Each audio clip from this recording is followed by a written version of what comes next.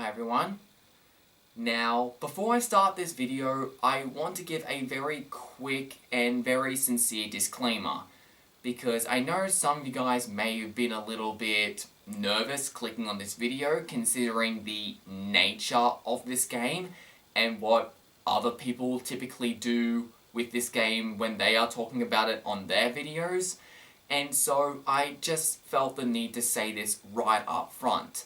I don't see the humour in scaring my audience, and for the sake of making you feel as comfortable as possible, I want to say this right from the get-go.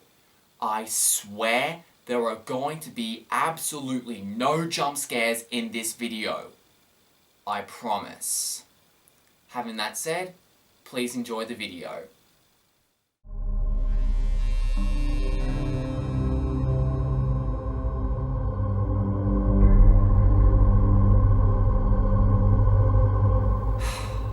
Five Nights at Freddy's. Quite possibly one of the most infamous video games to come out, well, ever. What started off as a little random video game by an indie game maker that no one knew existed, to becoming one of the most recognizable titles in gaming history. When it first came out, it was bloody everywhere on YouTube, and there was no escaping it. And all of the major gaming YouTubers have played it and reviewed it. Markiplier played through it, Jacksepticeye played through it, PewDiePie played through it, Some Call Me Johnny reviewed it, I Hate Everything did it, Cat Icarus completely ignored it for whatever reason. But apart from him, almost every major gaming YouTuber has covered it. And now, it's my turn. So, why my sudden interest in this game? Actually, my interest in this game isn't really that sudden. In some of my videos I made back in 2018, there were a couple of jokes that I was making that were kind of foreshadowing the fact that I was planning on reviewing this game. Another reason why I really wanted to see what this game was all about was just simply because of its popularity. Like I said, this game was everywhere, so it was impossible for me to escape it, despite the fact I was actively trying to avoid it. YouTube was constantly recommending Markiplier's playthrough of the game series to me, despite the fact there was nothing in my browser history that had anything to do with Five Nights at Freddy's. Or Markiplier in general. In fact, at the time, I don't know if I even knew who Markiplier was. I can't really think of a reason why YouTube was recommending it to me, aside from the fact it was really popular. And if I just turned off my computer and went outside, pretty much every single person I knew in person was also talking about it. I could not get away from it. And from the little I did see of it, my impressions were not good. At all. Eventually I decided to bite the bullet and give the game a shot just to see what all the fuss is about. And I went in really skeptical. But I was willing to be proven wrong. After all, I went into My Little Pony Friendship is Magic really skeptical, and everyone knows how that turned out. That, and it's the 5th anniversary of the game, so I thought now was as good a time as any to finally take a look at it. Now, I'm going to assume that most of you who haven't already played it at the very least know what this game is about, but for anyone who doesn't know anything about this game, allow me to fill you in. Five Nights at Freddy's is an indie horror game released in 2014 developed by a man named Scott Cawthon. Scott's previous independent PC games were more known for being child-friendly, including this strange computer game called Cheaper and Sons Lumber Co. An utterly bizarre PC game about anthropomorphic animals who are lumberjacks, and they cut and chop wood, and they plant seeds. I have no idea what the hell this game is about. The game was heavily criticised for various reasons, but the most common reason was just that the animals looked really creepy. Everyone was jokingly saying how all the animals looked like really creepy killer animatronics from places like Chuck E. Cheese. Scott Cawthon's initial response to this backlash was depression. However, that turned into quite possibly the greatest response to criticism I've ever seen in my life. Derek Savage, please take notes of this guy. Scott Cawthon definitely heard the criticism about the animals in the game looking like child-friendly but secretly killer animatronics, and how they looked really creepy. Scott Cawthon took that feedback and decided to run it as a premise for an entirely different game where the animatronics are intentionally creepy. And thus, Five Nights at Freddy's was born. Now before I say anything about this game, one of the first things I want to dive into is one of the more infamous aspects of the game. The story. Oh god, the story. The game takes place in a Chuck E. Cheese knockoff called Freddy Fazbear's Pizza, a fun place where kids, adults and teenagers can all go for food and entertainment from our animatronic residents, Freddy, Bonnie and Chica. Oh yeah, and there's Foxy. But I don't want to use my hand! He's a bit defective. And yes, these animatronics are indeed playing music. How? I don't really know. Can animatronics even play musical instruments? No, they can't. There's no way that they would have the speed and coordination required to...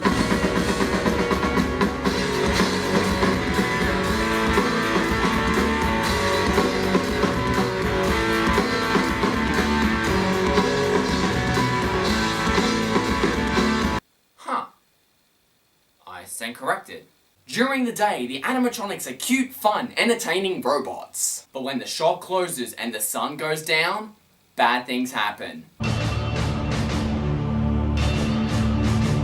While Freddy Fazbear's Pizza is a seemingly innocent place on the outside, the reality is far more sinister than it first appears. Freddy Fazbear's Pizza is an unfortunate crime scene where 5 innocent children were murdered by a guy named William Afton, also known as the Purple Guy.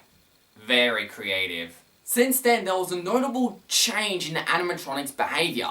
They're becoming vicious, they attack adults, especially the security guard for some reason. Not to mention the very infamous backstory element, the bite of 87. A tragic story when an animatronic bit the face off someone. A person. A human being. I think.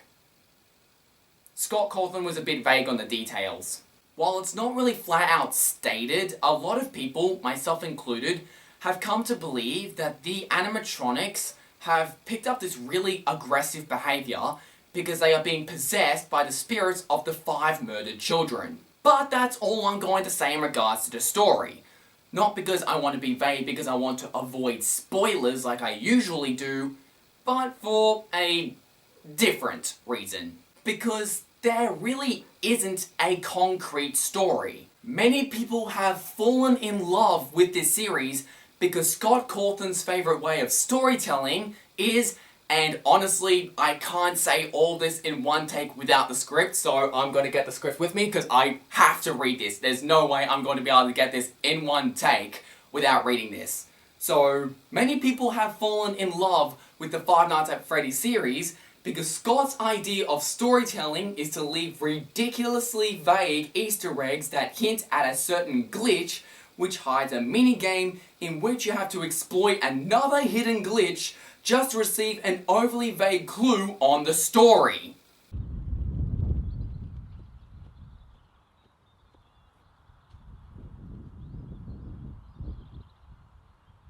What? If you haven't picked up on this already, I'm not really a fan of this way of storytelling, which may actually come off as a surprise to you considering I have time and time again praised movies like Cube for being so ambiguous and leaving things up to interpretation. Except for the fact that Cube did it right. Although it could probably help that the reason why Cube worked is because there's still a concrete story from beginning, middle to end, and it's only vague in terms of why the story's happening to begin with. But the story is still fully complete. Five Nights at Freddy's is not. Ambiguity can be great in fiction. I absolutely love it when a filmmaker or a storyteller can really leave things up to my interpretation and can really get me to think. That's why Cube is one of my favourite movies. So I want to talk a little bit about what makes a mystery engaging. A good mystery will tell a fully complete story that will raise questions that we as an audience want to find answers to. However, the people behind good mysteries are fully aware of the saying, it's not the destination, but the journey that's important. The answers to the questions are not what make the mysteries interesting, it's how we get there. Otherwise, mysteries would be completely boring until the very end. In a good mystery, we as an audience always try to get one step ahead of the protagonist and try to figure out the answer or the big twist before the protagonist does. And this is where ambiguity can be done correctly, particularly in movies like Cube. If you're going to create a mystery where the answer is left up to the audience's interpretation, a lot of the fun in the ambiguity is coming up with your own answer. Vincenzo Natali, the director of Cube, was fully aware of this, and that is why Cube works. Two people could have wildly different theories and interpretations on the true story of what's really going on and what the real answer is, and they can both be correct. And that's awesome! This is the true beauty of leaving things ambiguous in fiction. But for me personally, the fun immediately goes away when the creator says that there is a correct answer, but insists on keeping us in the dark about it. Even when the story or the franchise or the series is completely done. Look, Scott, I know you want people to continue thinking about this series long after it's done, but I don't think that was the appropriate way to do that. Let's talk about a movie that, in my opinion, gets ambiguity right. Besides the obvious. Yeah, there we go. Inception. It is very obvious that the movie is a complete concrete story. It has a beginning, middle, and an end. This is another great example of a full, complete concrete story with a flowing narrative. A lot of people have said that Inception was way too complicated, but honestly, for the most part, I thought Inception was very, very easy to follow. The ambiguity of the movie only comes in at the very last shot of the movie. Oh, and spoilers, by the way. That final moment when Cobb places the spinning top on the table and it ever so slightly wobbles, completely throwing it up in the air on whether or not Cobb is still in a dream. Was he dreaming? Was he awake? No one knows. But the beauty of this scene is the fact that there is no correct answer. And that's why it works. Inception is a perfect example of a full concrete flowing story that is complete, but leaves one or two things ambiguous or open for interpretation that's constantly leaving people guessing and thinking and talking about it years after the movie comes out. The movie is nearly a decade old, and yet people are still constantly trying to fully comprehend the movie, all because of one bloody shot. Now that is brilliant. Unfortunately for me, Five Nights at Freddy's didn't have enough in the main story for me to really get invested. In my opinion, there are two ways the story for this game could have been rectified. 1. Leave nothing to interpretation. You don't have to spoon feed us, but give us little pieces of breadcrumbs and little Easter eggs that are sprinkled throughout the game. We get to the end of the game, the twist is revealed, and we finally see the big picture. Or if you really want to create anticipation, wait until the very end of the series to finally reveal this ultimate twist so we can finally see the big picture. Be creative, be specific, go all M. Night Shyamalan on us. Actually wait, no, that's a terrible idea, don't do that. Basically, Scott Cawthon would be able to do the same thing that he's been doing before, except there would be the big aha moment. Something that this series is totally lacking. 2. If you insist on going the ambiguous route, tell us nothing. Zilch. Nada. No information is way better than a slither of information. With every single question raised in the entire series, there is never a true correct answer. Instead of having this mentality, oh yes, there's definitely a correct answer to all of this that you're looking for, I'm just not gonna tell you what it is. It just feels like it's being overly vague and ambiguous just for the sake of being vague and ambiguous. And a lot of the concrete answers we do get are really bloody stupid. You mean you're telling me that we have these state-of-the-art animatronics that can move on their own accord and rival our own modern-day technology? They are Skynet levels of advance that can move around on their own accord, and yet you're telling me that these same animatronics have a mechanism that is so pathetic that it will completely lock up and break if they remain idle for 12 short hours. What? It feels like Scott Cawthon has put absolutely no thought and no effort into the story for this game. Or this entire series for that matter. It definitely feels like he's making everything up as he goes along. It feels like he's just throwing stuff at the wall and hoping it sticks. In fact, to support my point, Scott Cawthon himself said in an interview that he didn't have the full story planned out because he didn't expect this series to get as big as it did. And unfortunately, it really, really shows. It's not vague enough so it doesn't really leave as much to the imagination as I would have liked it to, but it's also too vague in a way that I don't feel like there's really anything for me to latch onto. As a result, I've just become completely disengaged with not only the story for this game, but the story for the entire franchise. I just don't care about the backstory or the timeline or anything like that. Now, I know there are tons of fans of this franchise that couldn't give a crap about the gameplay and are only into the series just because they're in it for the backstory.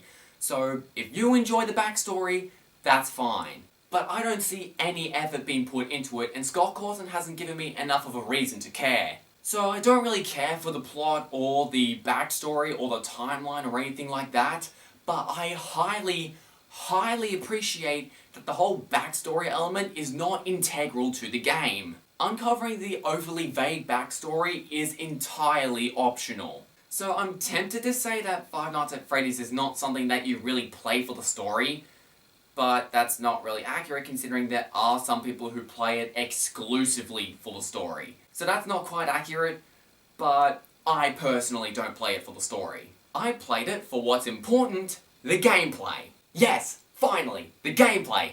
Now I get to talk about an element of this game that I'm actually excited to talk about. You play as the brand new night security guard named Make Schmidt. You have to use the security cameras to monetize the entire building, while also keeping an eye on the animatronics. Unfortunately for you, the animatronics don't really want to remain still at night. Yeah, these things, they are going to move around. What's even more unfortunate for you is that the animatronics don't think you're exactly human. They really think you're an animatronic endoskeleton. In other words, the animatronics think that you look like this. Because humans translate to this somehow. So in this restaurant, endoskeletons are against the rules. So essentially, these animatronics think that you're breaking the rules. And so to rectify that, if they see you, then they're going to try to forcefully stuff you inside an empty Freddy Fazbear suit. And remember, these guys look like T-800s from Terminator on the inside, so being forcefully stuffed inside one of those will essentially kill you. And I can't take that seriously because, in my honest opinion, that's a really stupid way to die. Dumb ways to die. So many dumb ways to die. As a result, you can't let any of the animatronics get inside the office. If they do, you die, in the form of a loud jump scare. I chime in with a haven't you people ever heard of closing a goddamn door, no? There's only a limited amount of things you can do to prevent the animatronics from getting inside the office. You check the security cameras to see where the animatronics are located throughout the building. However, the camera contains blind spots. There are 2 doors on either side of the room, one to your left and one to your right. Also, at no point during the game are you allowed to turn around to see what's behind you, and that creeps me out to no end. If you can't find one of the animatronics in your cameras, then you'll need to turn on these lights to see into the hallways next to you. And you close these blast doors whenever there's an animatronic right next to the door. Even with the door shut, you can still use the hallway lights to see the reflection or their silhouette in order to determine whether or not the animatronics are still there. If they're gone, you're safe to open the doors. Now, if you're brand new to Five Nights at Freddy's, you may be wondering, Corey, if you can stop the animatronics from getting inside the office just by closing the doors, then why don't you just keep both of the doors shut? Bad idea. Really, really bad idea. Come on. You didn't think Scott Cawthon was really going to make the game that easy, did you? This is where the power meter comes in. You see, the budget for Freddy Fazbear's Pizza very obviously went into these incredibly expensive animatronics. As a result, your electricity, as well as your paycheck, absolutely sucks. You have 3 things at your disposal to protect yourself: the cameras, the lights, and the doors. Here's the big problem. All 3 of these are limited. Your electricity, or your power meter, gradually decreases as the night progresses. The more often you use the cameras, the lights and the doors, the faster the power drains. If you're smart and conserve your power, you'll have enough to survive until 6 AM, which is when your shift ends. If the meter hits 0 and you run out of power, you're basically screwed.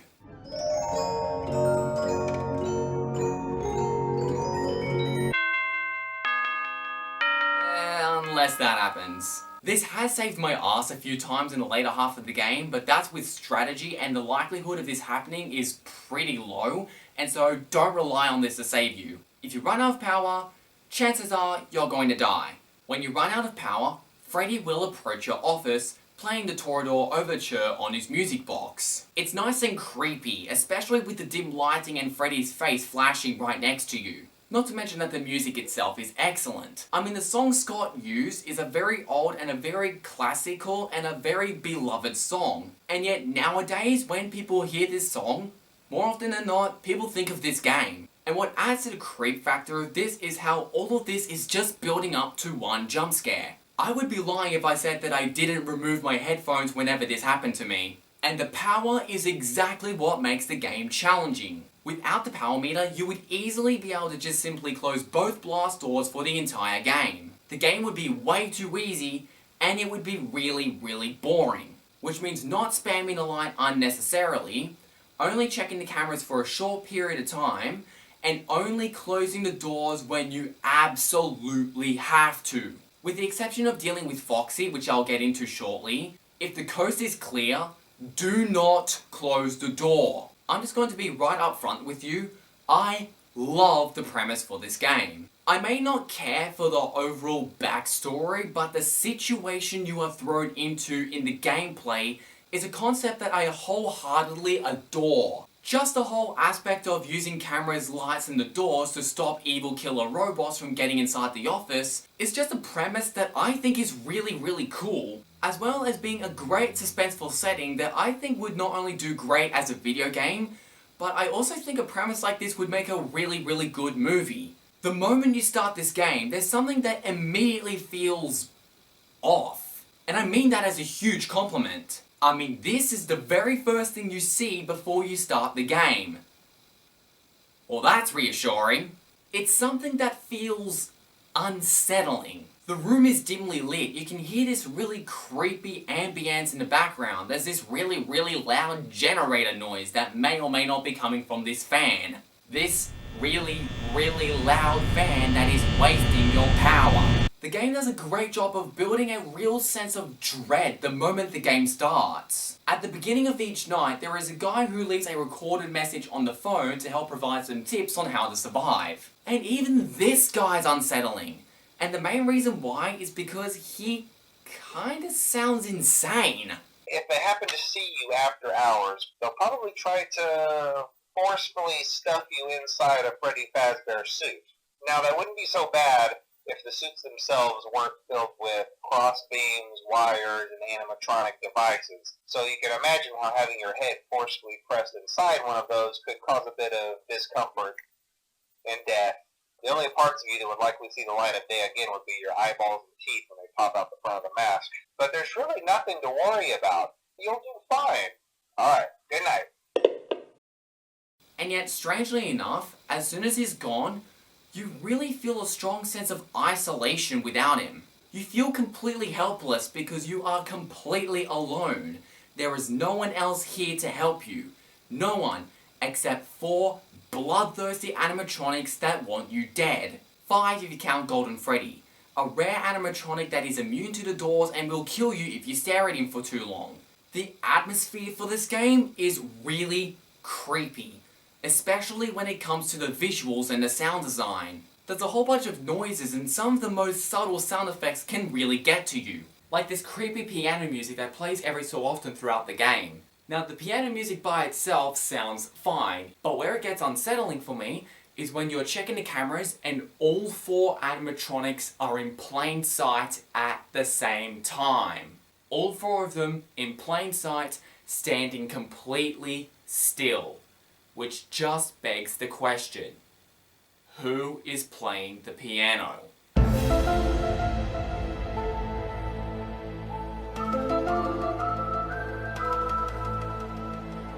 occasionally you'll experience these illusions of some of the animatronics along with the words "It's me" flashing all over the screen. You have zero control over when and how often this happens. It never kills you and it doesn't really affect you physically, but it does disrupt your concentration. The first few times I played this game, I was really on edge, constantly checking on the cameras just to make sure that none of the animatronics have moved. Okay, so it's 2 AM and none of the animatronics have moved yet. Let's just check on Foxy, he's still there. Freddy, Bonnie and Chica are still there. Close the camera to conserve some power. Okay, that's been about 3 seconds. Let's check on them again and see. Oh my god, Bonnie's moved. Where is he? Where is he? Where is he? Where is he? Where is he? Oh, there he is. In a sense, the animatronics are a lot like the weeping angels from Doctor Who, in that they only move when you're not looking at them. But that's not to say you can just hold someone in place just by staring at them on the camera. Not only will that waste a ton of your power, but occasionally the cameras will go offline. You could have the camera open and you could be looking at 3 animatronics at the same time, and you can keep the cameras open to try to hold them in place, but the cameras can still go offline, and once they come back online, all 3 animatronics could be gone, and one of them might be right next to the door. And that right there is one of the strongest aspects of the game. While I can never say that this game is straight up terrifying, what I can say is that it excels at building suspense and tension. This is by far the most suspenseful video game I have ever played. But at the same time, I don't play many games of this genre, so take that with a grain of salt. Never before have I ever experienced so much anxiety playing a video game. Especially the first few times when I sat down to play it and I was checking through the cameras and I was keeping a sharp eye on Bonnie, Freddy and Chica, and I was trying to keep them on the stage for as long as I possibly could. And the instant Bonnie and Chica left the stage was borderline panic-inducing. Even as early as night 1, despite the fact that night 1 is pathetically easy if you know what you're doing. The tension in this game builds and increases as the animatronics are slowly getting closer and closer to your office. And the jump scares themselves, honestly, really aren't that bad. Hello? I mean, for starters, it's really just a gif of the animatronics really close to your face. And I don't find the design of the animatronics scary. I really don't like the look of Chica though. I think it's got something to do with the black around her eyes. It just makes her look... I don't know, she looks like she belongs in a metal band. She gives me emo Peter vibes from Spider-Man 3. I'm just not a fan of how Chica looks. Maybe it's got something to do with the fact that I played this game on a reasonably low volume, because I value my eardrums. But the jump scares themselves, in my opinion, are not what make the game tense. The fear, the paranoia, and the anticipation for the jump scare is far worse than the jump scare itself. Especially since whether or not you get jump scared entirely lies within your hands. Which is why playing the game for yourself is a far more intense experience than just watching someone else play it on YouTube. It's decided by how you react to each situation, and reacting appropriately will determine whether or not you get jump scared. And for me personally, as the game played out, it managed to maintain that suspense and tension, because with each progressive night, the difficulty of the game increases and increases. But if you relax and you stay calm, don't panic, and you learn the game's mechanics, you can essentially get through the game almost completely jump scare free. Unless of course the RNG wants to screw you over in the later half of the game. However, if you have no idea what you're doing, you're gonna have a bad time. One thing that made the game substantially easier for me was learning the behavior and the mechanics for each animatronic. Bonnie and Chica are by far the easiest animatronics to deal with. Actually, despite the fact I said that, let's just kind of ignore the fact that Bonnie was my main method of dying in this game. While it's nice to check the cameras so you know exactly where Bonnie and Chica are, you really don't have to. If anything, it's wasting your power. Because no matter what they do, they will never be able to enter your office without appearing in the doorway first. So if you're regularly checking the hallway lights, you will almost always be able to stop them in time. Using the hallway lights and doors, you can honestly counteract Bonnie and Chica without activating the camera once. Not only that, but while Chica has to go from room to room, Bonnie is fully capable of teleporting right to the other side of the building. So checking on Bonnie with the cameras is really just a waste of your power and your time. Another notable fact about Bonnie and Chica is that Bonnie will always stick to the left side of the building and Chica will always stay on the right. And once they are in the doorway, that's where the RNG comes in. You have absolutely no control over how long Bonnie and Chica like to hang outside the door. From my experience, sometimes the animatronics left the moment I closed the door, while other times both Bonnie and Chica would stall outside the hallway for a full in-game hour at the same time. It's quite frustrating when this happens to you because the game is forcing you to keep both of the doors shut, and as we've established earlier, closing both doors is very, very bad for your power meter. Like seriously, in the later half of the game, I died a couple of times because they've done this. And if at any point you go to turn on the light or close the door, and you hear this sound, you're screwed. Fun fact, if Bonnie or Chica do succeed in getting into your office, they won't attack you until you put the camera up. At that point, they will wait for you to put the camera back down before they attack you. If you refuse to put the camera down, they'll pull it down themselves. Some of you may be thinking, well, if Bonnie or Chica get into the office, then I just won't put the camera up at all, and then I'll be safe, right? unfortunately, you kind of have to use the camera. Why? Foxy. Hello there. Foxy, quite possibly the most infamous animatronic in the game. He may not move anywhere near as much as the other three animatronics, but he's quite possibly the most important animatronic to keep a sharp eye on in the entire bloody game. Those who have played this game or watched playthroughs of it will know exactly what I'm talking about. While he likes to hide behind a curtain, he gradually likes to poke his head out whenever the cameras remain off him for an extended period of time. And the window of time you can get away with spending not checking on him gets smaller and smaller by the night. If you check on Pirate Cove and you see the curtain is wide open and Foxy's missing, shut the left door. Constantly checking on Foxy in later nights will not prevent him from making an intent for your office. It's inevitable. But it does delay him.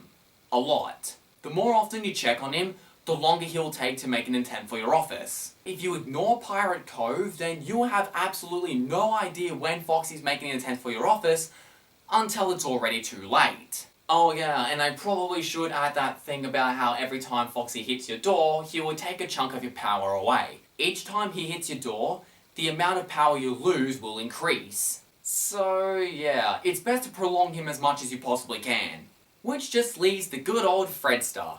Fortunately, Freddy is completely inactive on night 1 and 2 unless you run out of power. So, except for running out of power, in the first 2 nights, you don't have to worry about Freddy. You're completely safe from him. Night 3 onward, however, you better watch out because Freddy's coming for ya.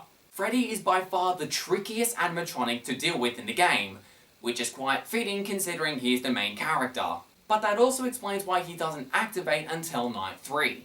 And even then, in night 3, his AI is usually pretty tame. It isn't until night 4 and 5 when you really have to worry about him. He works a lot like Foxy in the sense in that you have to try to keep him on the stage as long as you possibly can. And you can only do that by checking on him in the cameras very frequently. The more you check on him, the longer he'll stay on the stage.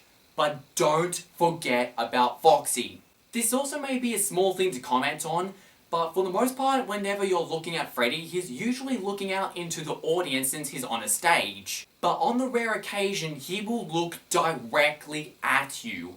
And to my disappointment, this doesn't mean anything at all. I think him staring directly at the camera would be way creepier if it always happened, but only happened right before he left the stage. So you check on him, he's facing the camera, and then you check on the camera again, and he's gone.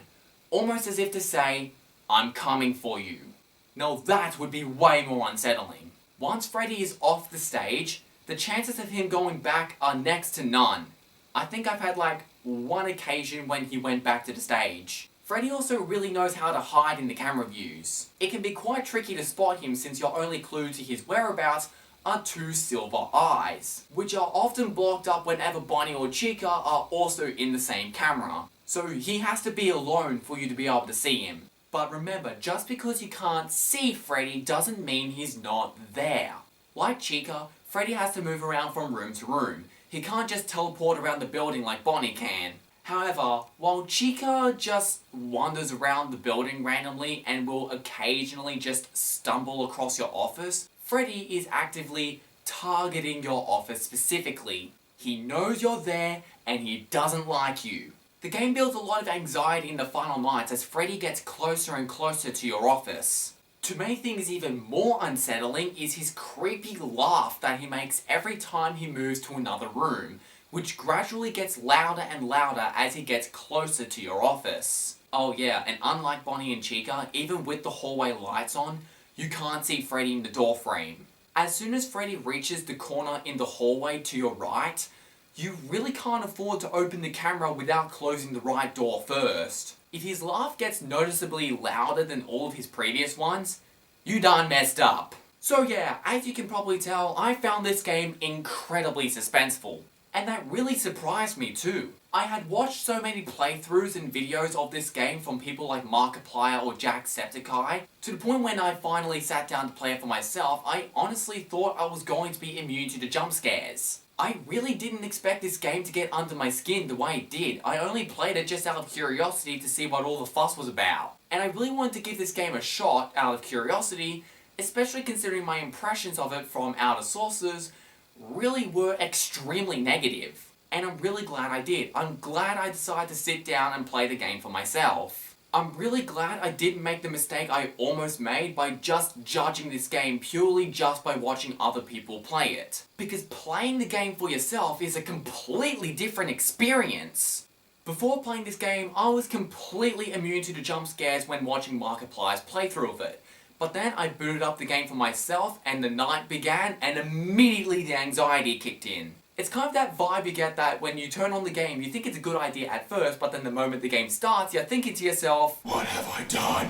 This game effectively had me paranoid, my adrenaline was pumping, and my palm was sweating. It was far more effective in what it was trying to do than I thought it was going to be. Especially considering the concept for the game is really quite simple. All you're doing is checking cameras, flicking lights, and closing doors. That's literally it. And yet it still knows exactly what the game is trying to do, and it does it well. And if you don't know the AI or the RNG and you don't know how the game works, you're going to be in for a really bad time. But if you do know the AI and you do know the RNG and you do know how everything functions, the game honestly becomes really, really easy. I've played this game multiple times because I really wanted to make sure that my opinions on the game were concrete. And in my later playthroughs, I almost made it through the entire game without dying once. The key word here is almost. I was just a little bit too slow stopping Chica on night 5. Five Nights at Freddy's is as easy or as difficult as you make it. Yes, the RNG does play a heavy role in whether or not you succeed in later nights. But in the grand scheme of things, it really just comes down to strategy and reflexes, and knowing the appropriate reaction to every situation the game throws at you. And as I got better at the game, I will admit that my anxiety for the game did eventually wear off. It took a lot longer than I expected it would, but it did eventually wear off in my second or third playthrough. At this point, I've just grown to be extremely calm playing this game, and I've just gotten used to the jump scares. Unless I crank the volume to 11. That will really get to me. Nowadays, the game can jump scare me, and I won't even flinch. Granted, a lot of that has to do with the fact that nowadays, I can usually predict the exact moment the jump scare is going to happen if I fail. In the end, the jump scares eventually just kind of felt like this. How you doing, Rex? Were you scared? Tell me honestly. I was close to being scared that time. Oh, I'm going for fearsome here, but I just don't feel it. I think I'm just coming off as annoying. I honestly find the It's Me hallucinations and the moments when Bonnie and Chica just very randomly and very suddenly pop up in your doorframe to be way more startling than the actual jump scares. But I must make it clear, the tension and suspense of the game did not wear off for me until like my second or third playthrough of the game. And when it wasn't nerve-wracking, it was just really, really stressful. And even when I was past the horror element of the game, I was still never bored. I honestly had a blast playing this game. Even if I completely ignore the fact that it's a horror game and just look at its mechanics, it's a really solid game. And while I did encounter one or two glitches, I think a lot of it has more to do with just the nature of my laptop. And like I said before, I love the whole aspect of the animatronics trying to get inside the office and having to close doors and check cameras and lights in order to prevent that from happening, as well as trying to conserve your power. I just think it's a really fun challenge. In a way, I just see it as a fun strategy game. Now, one common criticism of this game is how it's really stupid that it costs power to close a door. And I was so curious about this complaint, I actually did research to see how accurate their complaints was, and yeah, it is pretty dumb. Blast doors do use electricity, but only when it's in the process of opening or closing, because it's a mechanism that requires moving parts. So in that sense, it's kind of like using a TV or a light switch, so it does require electricity to open and close the blast door. But once it's open and once it's closed, it's just a solid door. So it makes sense for it to be using power whenever the door is opening or closing, or even when Foxy hits the door. But when the door is just closed, yeah, it makes no sense. It is pretty stupid at a story standpoint. But we've already established that the story for this game is kind of dumb.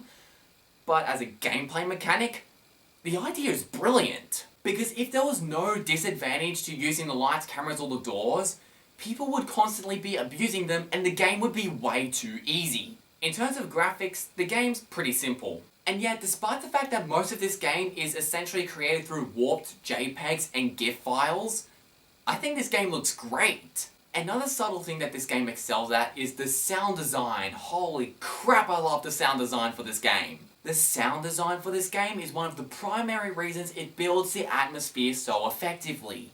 The piano, Fox's singing, the ambience, the footsteps, all of it just comes together really well. But I don't know, it kind of feels like the volume of the fan is a little bit off, but you tell me, I can't really hear myself anymore. And I know this is going to sound like a very strange and specific thing to comment on, but I love the sound of the camera monitor. Especially when you're opening and closing it and switching between rooms. I can't really put it into words, but there's just something about it that really adds to that creepy atmosphere. But it's also somewhat satisfying to listen to. It's almost like listening to an ASMR video.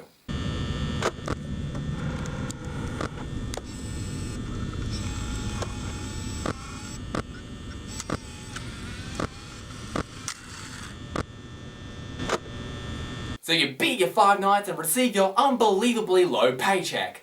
That means you're done, right? My worst nightmare. Alright, in all seriousness, there really isn't that much to talk about here. When you beat Night 5, a secret 6th night is unlocked. Night 6 is exactly like Night 5, only harder. The funny thing is that it actually took me more attempts to beat Night 5 than it did for me to beat Night 6. Once you beat Night 6, you unlock Custom Night, which allows you to adjust the difficulty of each animatronic individually, from 0 being the easiest and 20 being the hardest. Set everything to 0 and the animatronics barely move. At all. To the point where if you just check on them a couple of times, they won't even leave the stage. I had so much fun messing around with these settings. For example, I decided to set Freddy to 20 mode and everything else to 0 as an experiment to see what would happen. The main reason why is because even though Freddy would be at his most aggressive, he doesn't get off the stage until Bonnie and Chica leave the stage. And they were set to 0, which means they are unlikely to move throughout the night. So if they don't move, that means he's stuck there. Most of the night was pretty uneventful.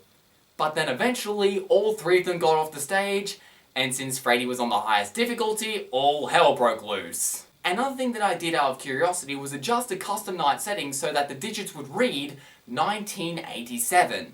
In reference to the Song of 87. What's the Song of 87, you may ask? It's this song right here. Never gonna give you up, never gonna let you down, never gonna run around and desert you. And I think I just lost a bunch of subscribers by rickrolling them. All rickroll jokes aside, the real reason why I put it in is obviously to reference the bite of 87. I didn't expect there to be an Easter egg or anything, I was just more doing it out of curiosity.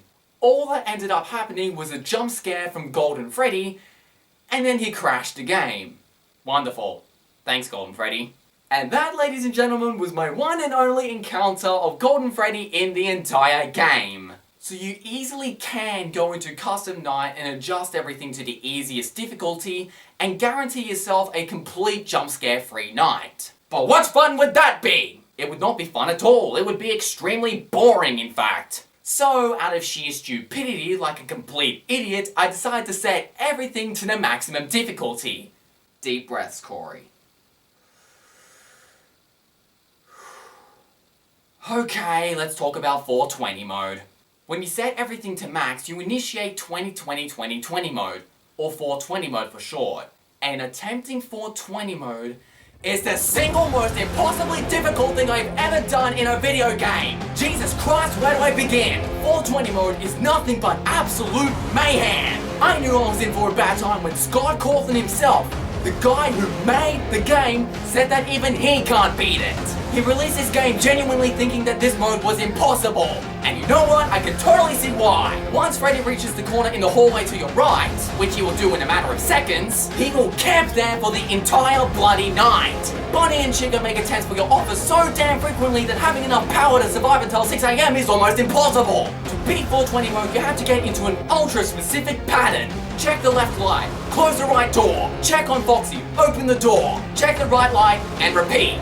If at any point Foxy, Chica, or Bonnie try to get in, close the door immediately and continue the cycle. Do not spam the light. The lights cost just as much power as it does to close a door, so it's more conservative to go through the cycle again until they decide to go away. Above that, the time you spend spamming the door is time you're not spending checking on Foxy or the other door. And above all of that, you cannot afford to open the camera with the right door open, even when you do everything perfectly. No matter how fast your reflexes are, no matter how conservative of your power you are, no matter how frequently you check on Foxy, you are completely at the mercy of the goddamn RNG. The aggression of the animatronics is almost completely randomly generated. Had a perfect one and you did everything right but Freddy plays the short version of the song? Well, screw you then! Are you frantically checking on Foxy 24/7 and yet he still desperately wants to reenact Do You Want to Build a Snowman for Frozen? Well, screw you then! The RNG for this game is out for blood. Due to the RNG, there can and will be times when beating 420 mode will genuinely be impossible. In the grand scheme of things, it's just chance. Even when the RNG is being nice to you, you still have to be at the absolute top of your game. You can't afford a single misclick because if you slip up just once, you will die. If you don't close the right door at any time when checking the camera, even if it's just for a split second, you're dead. If Bonnie and Chica are right outside the door and you take longer than a second to close the door, you're dead. If Bonnie or Chica spend more than 15 seconds in one burst at your door, you're dead. If Foxy knocks on your door more than once, you're dead. If Freddy doesn't play the long version of this song when you run out of power, and you will run out of power, you're dead.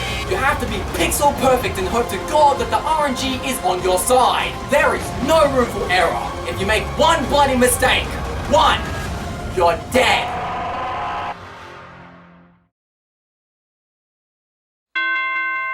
Yes! Oh my God! Oh my God! I did it! I finally did it! Yes! It only took me 126 attempts! Jesus Christ, that was hard!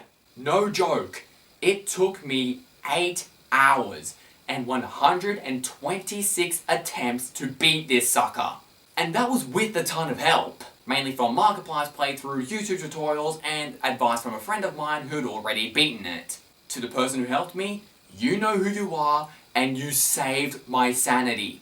Thanks for the help. Now, unfortunately, the game doesn't really give you any rewards for doing such a feat, aside from giving you a 3rd star in the main menu screen. And I think a lot of that just comes down to the fact that Scott Cawthon didn't even think that was possible. The real reward to beating 420 mode is just outrageous bragging rights. You beat 420 mode just so that you can say that you've done it and then immediately turn to a substantially easier game. This mode was the point where I just lost any suspense for the game. I didn't find this mode suspenseful anymore. It was just incredibly stressful because you had to be perfect. But despite the pressure of having to get everything perfect, the dreaded knowledge that the RNG was likely to screw me over, leading to a ton of deaths that were not my fault, and despite the fact that it was one of the most difficult and stressful things I've not only done in video games, but possibly ever, not to mention the anxiety, the sweat, and the hand cramps, I really felt like I accomplished something when I finally beat it. And if I ever play the sequel, you can bet your ass I'll definitely be attempting 1020 mode. But after all of that, I'm feeling pretty proud of myself. Come on, Scott! I beat your impossible 420 mode! Is that really all you've got? I can beat your challenges! Nothing could possibly be worse than...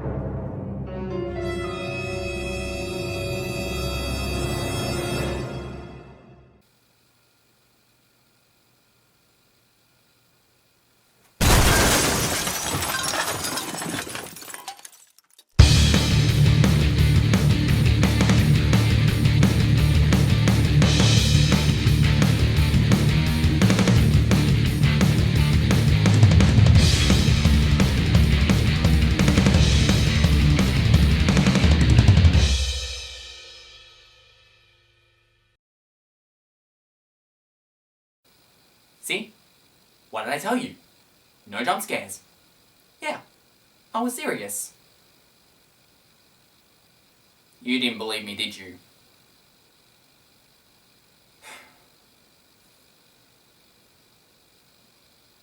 Oh well.